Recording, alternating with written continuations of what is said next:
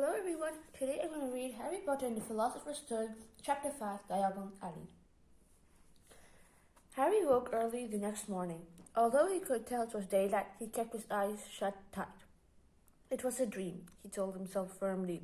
I dreamed a giant called Hagrid came to tell me I was going to a school for wizards. When I open my eyes, I'll be at home in my cupboard. There was a sudden loud tapping noise, and there's Aunt Petunia knocking on the door, Harry thought, his heart sinking, but he still didn't open his eyes. It had been such a good dream. Tap, tap, tap. All right, Harry mumbled. I'll get up. He sat up, and Hagrid's heavy coat fell off him. The hut was full of sunlight. The storm was over. Hagrid himself was asleep on the collapsed sofa where the owl was wrapping its claws on the window and a newspaper held in its beak. Harry scrambled to his feet, so happy he felt as though a large balloon was swelling inside him. He went straight to the window and jerked it open. The owl swooped and it duped the newspaper on top of Hagrid, who didn't wake up.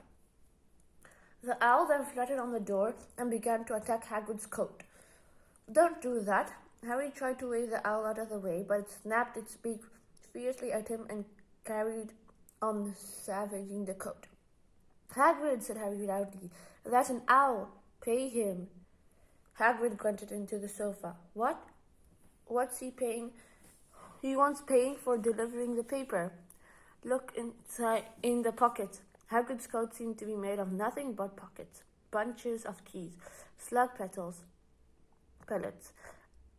balls of strings, mint hamburgers, tea bags. Finally, Harry pulled out a handful of strange-looking coins.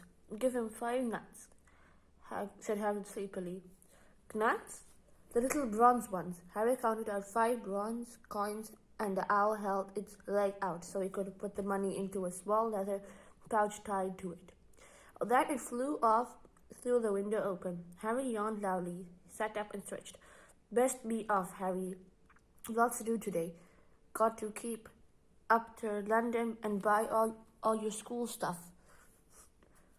Harry was turning over the wizard's coins, looking at them. He just had thought of something which made him feel though the happy balloon inside him had gone up. Hagrid? Said Hagrid, who was pulling his huge boots.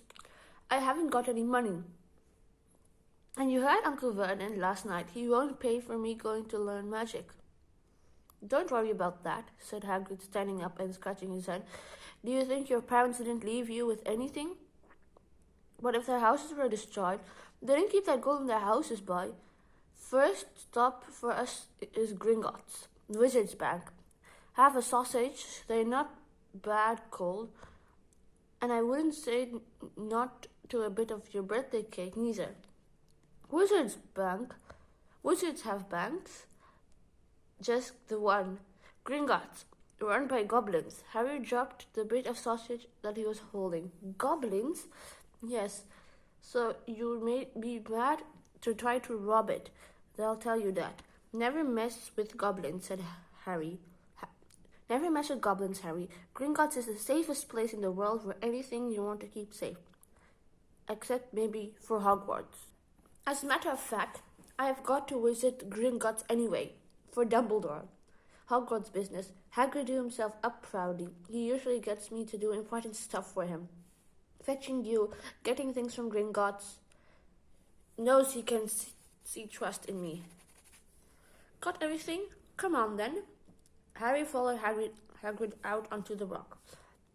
The sky was quite clear now, and the sea gleamed in the sunlight.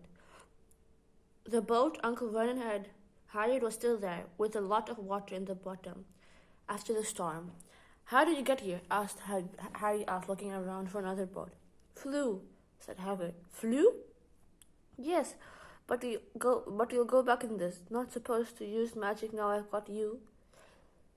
They settled down in the boat, Harry still staring at Hagrid, trying to imagine him flying. Seems a shame to row, though, said Hagrid, giving Harry another of his sideways looks. If I was to speed things up a bit, would you mind not to mention it at Hogwarts? Of course not, said Harry, eager to see more magic. Harry pulled out his pink umbrella again, tapped it twice on the side of the boat, and then it sped off towards land. Why would you be mad to try and rob Gringotts? Harry asked. Spells, enchantments, said Hagrid, unfolding his newspaper and spoke. They say dragons are guarding the high-secured valleys. And then you got to find your way. Gringotts is hundreds of miles under London, see, deep under the underground. You'd die of hunger trying to get out, even if you'd manage to get your hands on Summit. Harry sat down, though, about this while Hagrid read his newspaper, the Daily Prophet. Harry had learned from Uncle Vernon that people liked to be left alone while they did this, but it was very difficult. He never had so many questions in his life. Ministry of Magic messing things up as usual, said Hagrid. Hagrid muttering, turning the page. There's a Ministry of Magic? Harry asked before he could stop himself. Of course, said Hagrid. They never wanted Dumbledore for minister. They wanted Dumbledore for minister, of course, but he never leave Hogwarts. So old Cornelius Fudge got the job. Bungler, if ever there was one. So he pelts Dumbledore with owls every morning asking for advice. But what does the Ministry of Magic do? Well, the main job is to keep it from muggles that there are still witches and wizards up down the country. Why? Why? Harry, everyone wanting magic solutions to solve their problems. Now, we're best left alone. At this moment, the boat bumped gently into the harbour wall. Hagrid folded up his newspaper and then clambered up the stone steps on the street. Passers-by stared a lot at Hagrid as they walked through a little town to the station. Harry couldn't blame them.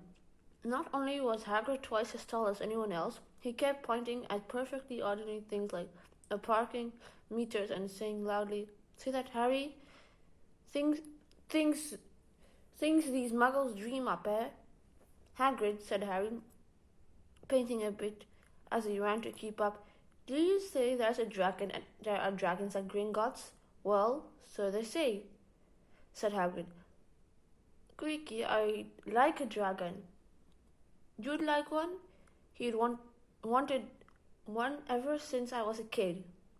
Here we go. They had reached the station. There was a train to London in 5 minutes' time.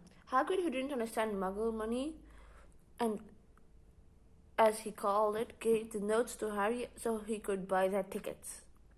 People stared more than ever on the train. Hagrid looked up to 2 seats and sat knitting what looked like a canary yellow circus tent. Still got your letter, Harry? He asked as he counted stitches. Harry took a parchment envelope out of his pocket. Good, said Hagrid. There's a list of everything you need. Harry unfolded the second piece of paper he hadn't noticed the night before he read. Hogwarts School of Witchcraft and Wizardry. Uniform. First year students will require 3 sets of plain work robes, black, 1 plain pointed hat, black, for day wear, 1 pair of protective gloves, dragon hide or similar, 1 winter cloak, black, silver, fastening. Please note that all pupils' clothes should carry name tags. Set books. All students should have a copy of each of the following. The Standard Book of Spells, Grade 1 by Miranda Goshawk, A History of Magic by Bathilda Bagshot, Magical Theory by Adalbert Waffling, A Beginner's Guide to Transfiguration by Emmerich Switch, 1000 Magical Herbs and Fungi by Philida Spore, Magic Drafts and Potions by Arsenic Jigger, Fantastic Beasts and Where to Find Them by Newt Scamander, The Dark Forces, A Guide to Self-Protection by Quentin Trimble. Other equipment: 1 wand, 1 cauldron, Poetter standard size 2, 1 set of glass or crystal flasks, 1 telescope, 1 set brass scales. Students may also bring an owl or a cat or a toad. Parents are reminded that first years are not allowed their own broomsticks.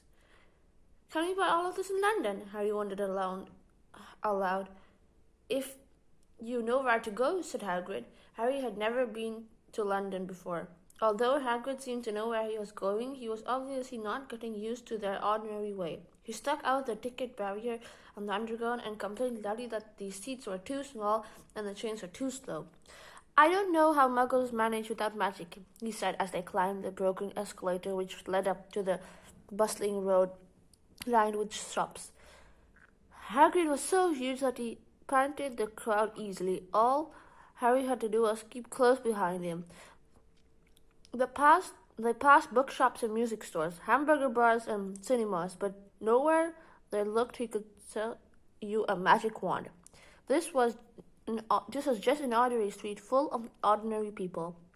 Could there really be piles of wizard gold buried miles beneath them? Were there really shops with spell books and broomsticks? Might this not be all some huge joke the Dudleys had cooked up? If Harry didn't know the Dursleys had no sense of humor, he might have thought so.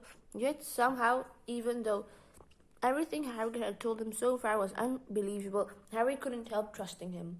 This is it, said Hagrid, coming to a halt. The Leaky Cauldron. It's a famous place. It was tiny, grumbly, and looking pug. If Hagrid hadn't pointed it out, Harry wouldn't have noticed it. It was there. The people hurrying didn't glance at it. Their eyes slid from big bookshops on one side to the record shop on the other side, as if they couldn't see the Leaky Cauldron at all. In fact, Harry had the most particular feeling that only he and Hagrid could see it. Before he could mention this, Hagrid had steered him inside. For a famous place, it was very dark and shabby. A few old women were sitting in the corner drinking tiny glasses of sherry. Thank you for watching this video. Please subscribe. I'll read Diagon Alley Part 2 a few days later or maybe tomorrow. Please subscribe. Bye.